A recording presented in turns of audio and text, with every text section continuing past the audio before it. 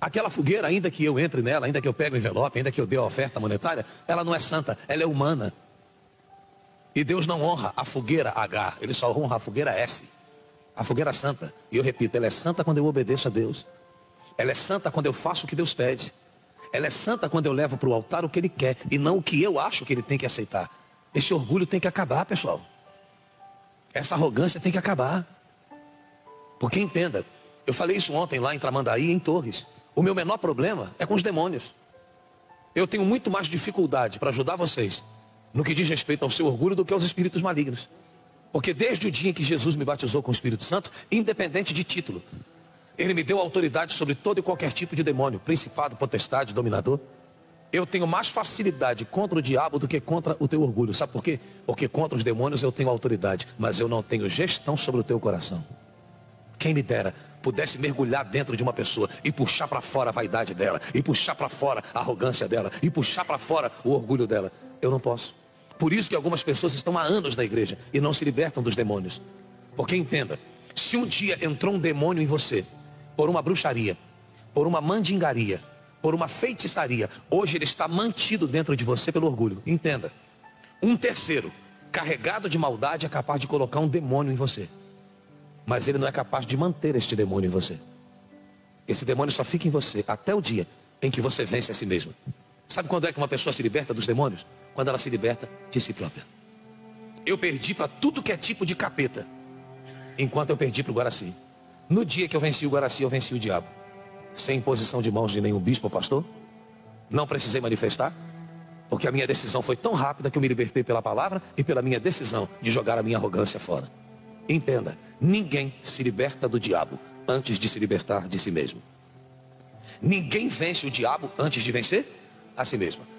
Enquanto você perder para si mesmo, você vai perder para o inferno. No dia que você vence a si mesma, traduz, no dia que você vence o seu orgulho, você vence o inferno. E você sabe qual é uma das maiores demonstrações de humildade? É entrar na fogueira santa e entrar na fogueira santa fazendo o que Deus pede. Qual é a leitura que eu faço quando eu vejo alguém entrando na fogueira santa e fazendo o que Deus pede? Humilde. Ela é humilde. Ela reconhece que na força do braço ela não vai chegar a lugar nenhum. Que ela precisa de Deus e por isso ela vai ao seu encontro no altar e faz exatamente o que Ele pede. Quando uma pessoa vira as costas para o altar ou entra na fogueira, mas insiste em fazer o que ela quer, ela não faz sacrifício baseado na vontade de Deus. Ela faz sacrifício baseado nos seus achismos. Ela é orgulhosa. Muito orgulhosa. E o que ele diz? A humildade precede, antecede a honra, mas a vaidade e a soberba antecedem a desonra. Por isso você vê no universo da igreja gente vivendo pior do que quando estava lá fora. Por quê? Porque lá fora o diabo agia nela por conta da sua desproteção. Hoje ele age nela por conta das suas ações e reações à palavra de Deus. Creia no que eu estou te falando. É pior para quem conhece a palavra do que para quem não conhece. Porque quando você não conhece, os demônios vão agir em você por conta da desproteção.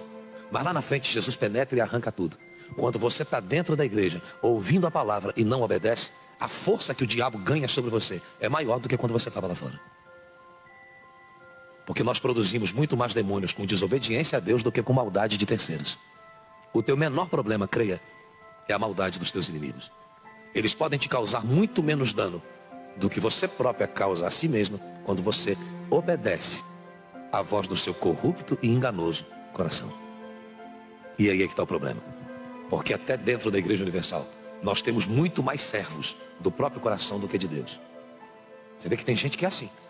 Você prega, prega, prega, ensina, ensina, ensina, fala, fala, fala, mostra, mostra, mostra, prova, prova, prova, com testemunhos de que não é daquele jeito. Mas ela sai do culto dizendo assim: eu vou fazer o que o meu coração está pedindo. Creia no que eu estou te falando, isso acontece aos montes no meio de vocês. E eu sou servo de quem ouço e obedeço a voz. Quando eu ouço e obedeço a voz do meu coração, eu me fiz servo de quem? Do meu coração. E a Bíblia diz que o coração é enganoso, ele trai. O coração engana. A começar pelo próprio dono dele. A primeira pessoa que o coração engana é o dono dele. E depois engana quem está à volta dela. A primeira pessoa que o coração engana quando ele é honrado é você, o dono do coração. E depois ele te usa para enganar quem está à tua volta.